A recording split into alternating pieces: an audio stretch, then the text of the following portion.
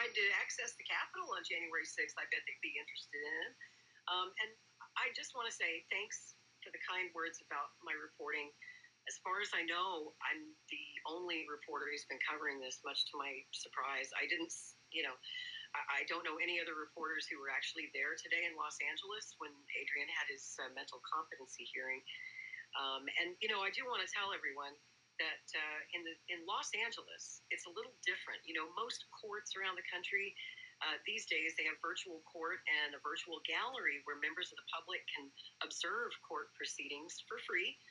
All you need is the login link, and a lot of courts are doing that now. But in Los Angeles, it's different because it's Hollywood, and Adrian's trial was, at the Hollywood courthouse. They've got all these celebrity trials, and they make money off of it. LA County makes money charging media outlets for access. If you're a journalist and you want remote access to watch the trial, you can get it, but it'll cost you $750. So that's what I have to pay to get access to these court proceedings. This is not free for me, guys. I would either have to fly to Los Angeles, which is also expensive, and get a hotel and do all of that to cover the trial in person, or I could watch the proceedings remotely, but for a media pass, it costs $750. And he's got another hearing coming up on the 16th of October. I hate to ask for money. I really, really hate to ask. But I do have a donation link at the top of the space in the nest if you want to support my reporting. I'm bringing you a lot of information, but it's costing me a lot of money. I also have to pay for copies of documents. I've got about 60 pages of documents so far, and I've had to pay for those. It all really adds up. I'm in this several $100 by now, and I've only raised about 100 on my fundraiser. So if you can afford to donate and help me out and support my work, it would be appreciated. And maybe I can convince Craig to team up with me since he's in LA, and maybe he can actually go for free and observe the proceedings right there at the courthouse. But anyway, I want to go to Kynan. I'll go to Kynan next. But I want Caleb to finish his thought. I'm sorry to interrupt you, Caleb. I had to put in a shameless plug for my work. Well, that's okay. It's important stuff that you're doing, and what you described about the limits to access. I mean, that's just ridiculous. Wow. I'm glad you're pressing through and doing all you can to bring us the facts. And they're putting up barriers, just like they're putting up barriers to get people on the ballot. But I want people to realize that what happened today with Speaker McCarthy, that's big. First time in history. And what's happening in Canada, not what happened, which is that they honored this Nazi, but the fact that there is widespread outcry about it, that's also big. And that it's pretty clear there are big divisions among the elite that are in power right now. And they are fighting among themselves, and whatever unity they may have had in regards to their warmongering policy is starting to shift. And that is a really good sign. And it shows that kind of a wedge, a moment could be approaching where the kind of work that we do could become much more vital and important. Those of us here who are committed to peace, who are committed to stopping the march toward World War III,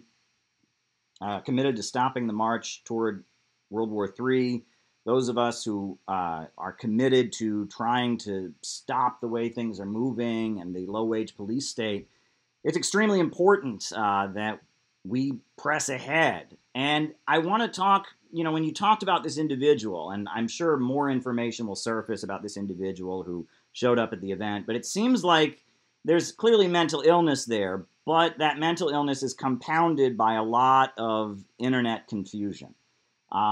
And the sad thing about the time we live in is that it's really kind of getting to the fact that a lot of mental illness is rooted in social isolation. The cure for mental illness in a lot of cases is connecting with other people, being part of a group, being part of an organization, working together with other people to achieve a common goal. And when people are isolated, and when people are alone, and when people have access to the vast amounts of information that are all over the internet, and when they're very much in pain or whatever, that's when, the kind of schizophrenic delusions that take over many people, that's when they kind of develop. And that it seems like there has been a big effort, to some degree or other, to manipulate and weaponize various individuals who have some kind of mental health issue.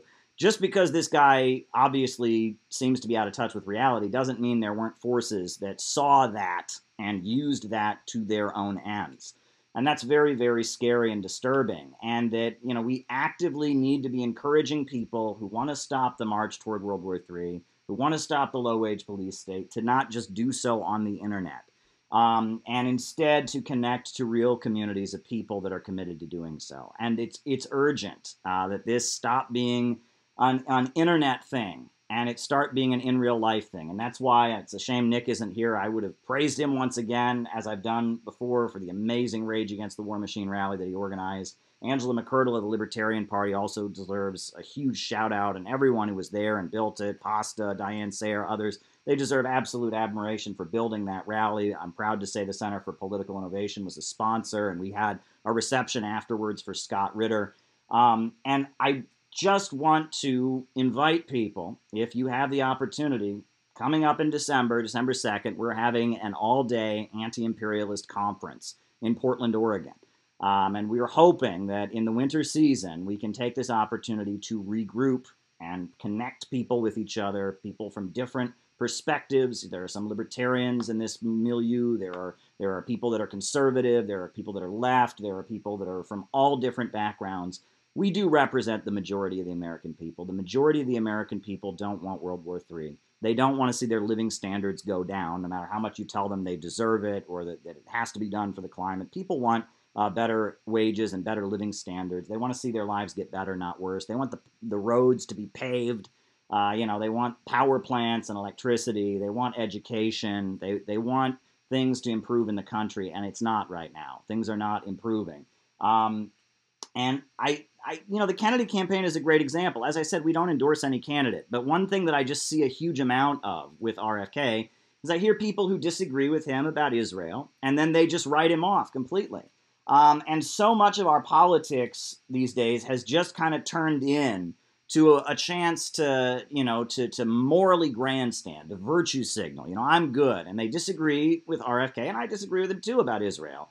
But his campaign is not about Israel. His campaign clearly represents, to some degree or other, a stand against the police state that is unfolding, a stand against the lockdowns and how they were utilized by some forces, mainly the big corporations, against the lower level corporations and against working people and small businesses, etc. His campaign is very, very important, and if you just find one disagreement with it and you just write it all off, you're gonna miss the boat, and that there's a lot of that. And if it's just an online virtue signaling performance, people don't understand the importance of building a movement, building real connections, getting people to work with each other.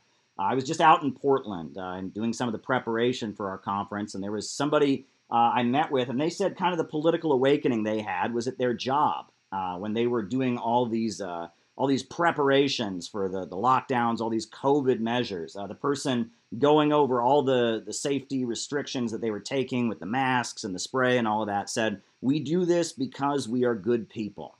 And that just set off an alarm bell in her head, because her religious upbringing taught her that no one is a good person, right? We've all fallen short of the glory of God. None of us are perfect. And when this person was saying, "We do this because we're good people," something just didn't sit right with her. And that I think points to what's behind a lot of this internet virtue signaling, is deep down we all know that we're flawed. Deep down we all know that we are not perfect. But this internet virtue signaling, this isolation, gives us the delusion we can pretend, right? If we just follow the rules and endorse the right people and make the right politically correct statements and don't ask questions and obey, we can fool everybody to think that we're a good person and not realize the flaws that we are really aware of. Well, all of us have flaws, and all of us have made mistakes, but we have to learn to work with each other. And that the internet culture that has developed, where it's all just about performance, is really destroying social movements. And we need social movements now more than ever. I want to bring anti-imperialists together. I want to connect people with each other. I want people to work together. I want people to look past their differences and find what they have in common. That's what we're trying to do with the Center for Political Innovation. And I look at this example. I hope that we can find out what exactly happened with this person. But I look at that, and I hear the statements the man made, and it really just makes me think of the tragedy of our times, which we as a community, libertarians, socialists, LaRouchists, conservatives, liberals, we need to actively overcome the social isolation that so many people feel. We need to build the community of resistance to the way this society is going, and we need to find a way to bring people together, to stand together, to oppose all of this. So I really thank you for organizing this space. I really thank you, and thanks again. And I really do appreciate it. What you just said really hit my heart, Caleb. I think that we can start to heal not only the divide, the political divide, but our brothers and sisters out there who are struggling with mental illness, is to build a community. They need love. They need someone to talk to. They need to feel like they're a part of something. They need a purpose and a mission in life. And they feel hopeless right now, and you get that. That's so much of what you do at CPI, is you're helping to direct people in positive ways to take political action to make this country a better place for everybody. And no matter what your political stripe might be.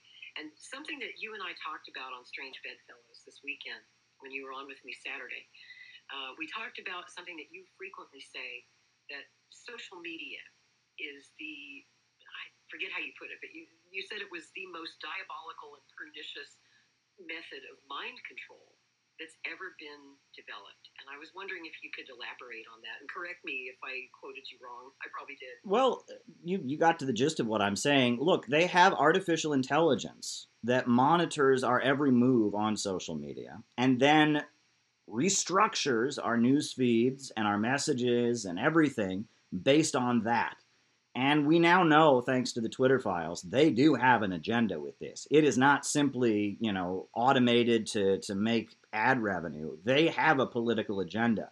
And they're monitoring our every move. They're looking at what we like and what we don't like. They're in some cases listening to our conversations, not people, but machines, and crafting everything we see on social media with the intent of catering it to how they think we are and to what they want us to be. And that is very, very effective. And I have seen so many people who've lost relatives, lost friends over, social media fights that seem very contrived. Again, highlighting people's differences, playing up, clashes in personality that people would just look the other way about in real life. And it's very scary what is happening.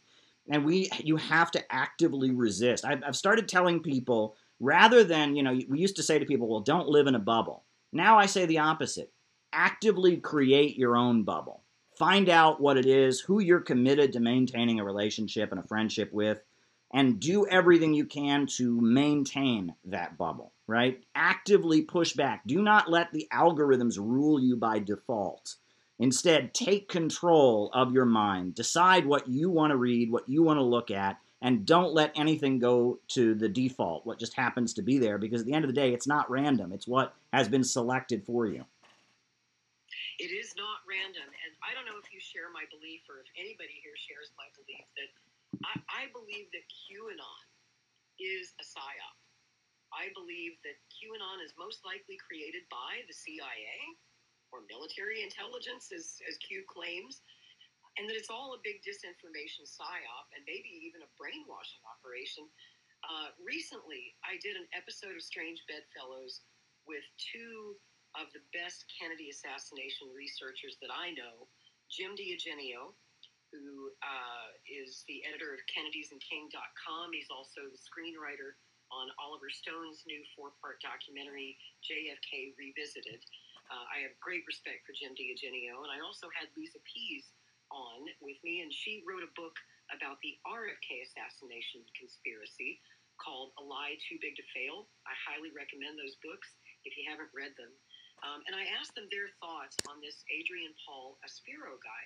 We did a whole episode, and if you're curious, you can find it on my YouTube channel or my Rumble channel. You can watch this episode, and we explored the question, was Adrian Paul Aspiro brainwashed by this whole QAnon business? Obviously, from the details that I gave you tonight, his statements to police and his public statements in his TikTok video, he's obviously into the QAnon thing, the cult. I call it a cult. And I believe that that is a brainwashing operation, a very sinister one, deployed by the intelligence community to literally drive otherwise sane people out of their minds and maybe even coerce them to commit acts of violence. And there have been many cases where QAnon people did commit kidnappings, assassination plots, murders. I think it's a very dangerous cult, and I'm very concerned about it. And now it's touching us. It's touching our campaign. And, of course, I fear for Bobby's safety because in the QAnon community, there's this whole weird fascination with the Kennedy family. They're obsessed with JFK. They're obsessed with RFK, JFK Jr. You know, they've got this whole conspiracy theory that JFK Jr. didn't die in a plane crash in 1999 and that he's still alive and he's in the witness protection program and Donald Trump is protecting him and one of these days he's going to emerge, I guess, with his wife and sister-in-law who also didn't die in the plane crash, and he's going to run as Donald Trump's running mate. They've been saying this for years, and it never happens. And, you know, the 60th anniversary of the JFK assassination is coming up this November 22nd. And every year for the past few years, a certain faction of the QAnon cult gathers in Dallas around that anniversary, and they hang out in Dealey Plaza, the scene of the crime, and they chant and they sing songs and they do all this kind of weird culty stuff, and they say they're waiting for JFK. Are we there? Are you still there? I'm here. Craig, is that you? Craig, I don't think Craig can hear you, Lori. Oh, okay. I see he's unmuted. I thought he wanted to say something. Sorry about that. Where was my train of thought?